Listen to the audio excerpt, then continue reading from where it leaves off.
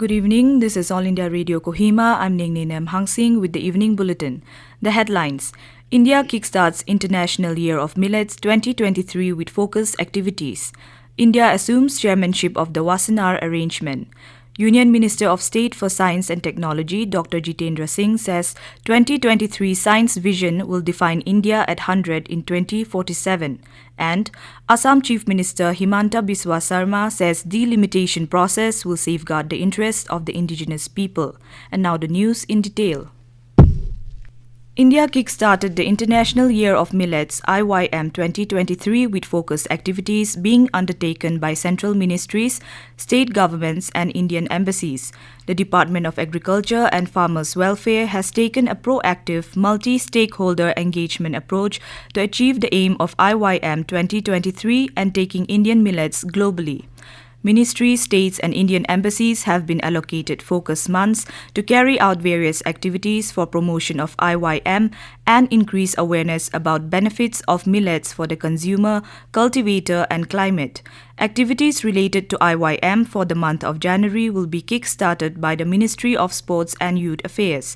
The ministry has planned 15 activities over 15 days, which include engaging sportspersons, nutritionists and fitness experts through video messages, conducting webinars on millets with leading nutritionists, dietitians and elite athletes, promotion amplification through Fit India app. Chhattisgarh, Mizoram and Rajasthan have been allocated the month of January for carrying out specific activities for sensitization and promotion of IYM. The states will be conducting millet-centric activities including melas and food festivals, training of farmers, awareness campaigns and workshops. Embassies of India across more than 140 countries will also be participating in celebration of IYM by conducting events involving the Indian diaspora. Millets will also become an integral part of the G20 meetings and delegates will be given a true millet experience through tasting, meeting farmers and interactive sessions with startups and farmer-producer organizations. India will assume the chairmanship of the plenary of the Wassenaar Arrangement today for 1 year. The Wassenaar Arrangement is a multilateral export control regime that works to promote transparency and greater responsibility in transfers of conventional arms and dual goods and technologies through regular exchanges of information among its members. The regime is aimed at tracking such transfers and preventing destabilizing accumulations of conventional arms and dual-use goods. As the incoming chair of the body, the External Affairs Ministry said India remains ready and committed to work in close cooperation with other members to further the Wassenaar Arrangement goal of contributing to regional and international security and stability. Union Minister of State for Science and Technology and Earth Sciences Dr. Jitendra Singh today said 2023 science vision will define India at 100 in 2047. Singh underlined the government's ambition to make India a global center of research and innovation in this Amrit Kal. He said, "We have to work on many fronts simultaneously and stress the need to take science and technology-related research to the local level." Singh said, "The future belongs to those who have innovative ideas and out-of-box goals and have the conviction and courage to achieve the same."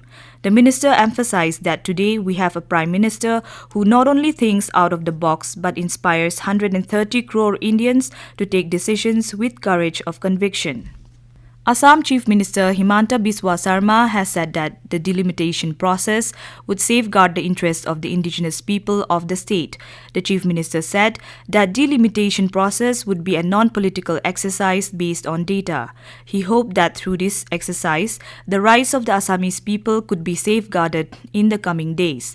Sarma said that this process should be based on logic and not on emotions. On the issue of peace talks with United Liberation Front of Assam, ULFA, Chief Paresh Barua urged the civil society and organizations to press the ULFA leader to give up the sovereignty issue. Sarma said the government couldn't hold talks with ULFA on the sovereignty issue as demanded by Paresh Barua. This news comes to you from All India Radio Kohima. You can also listen to this news bulletin on News on Air app and YouTube channel AIR News Kohima. Prime Minister Narendra Modi extended New Year greetings to all the citizens. In a tweet, Modi wished that everyone will be filled with hope, happiness and lots of success. The Prime Minister also hoped that everyone will be blessed with wonderful health. India and Pakistan today exchanged the lists of civilian prisoners and fishermen in their custody. External Affairs Ministry said India shared lists of 339 Pakistani civilian prisoners and 95 Pakistani fishermen currently in Indian custody. Similarly, Pakistan has shared lists of 51 civilian prisoners and 654 fishermen in its custody, who are Indians or are believed to be Indians. The government has called for early release and repatriation of civilian prisoners, missing Indian defense personnel and fishermen along with their boats from Pakistan's custody. The ministry said Pakistan was asked to expedite the release and repatriation of 631 Indian fishermen and 2 Indian civilian prisoners who have completed their sentence and whose nationality has been confirmed and conveyed to Pakistan.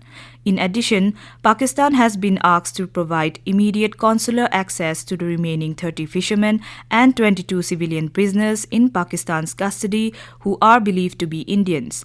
The ministry said India remains committed to addressing on priority all humanitarian matters, including those pertaining to prisoners and fishermen in each other's country. India has urged Pakistan to expedite necessary action at its end to confirm the nationality status of 71 Pakistani prisoners, including fishermen whose repatriation is pending for want of nationality confirmation from Pakistan. The hiked-up interest rates on various small saving schemes for the fourth quarter of the current financial year comes into effect from today.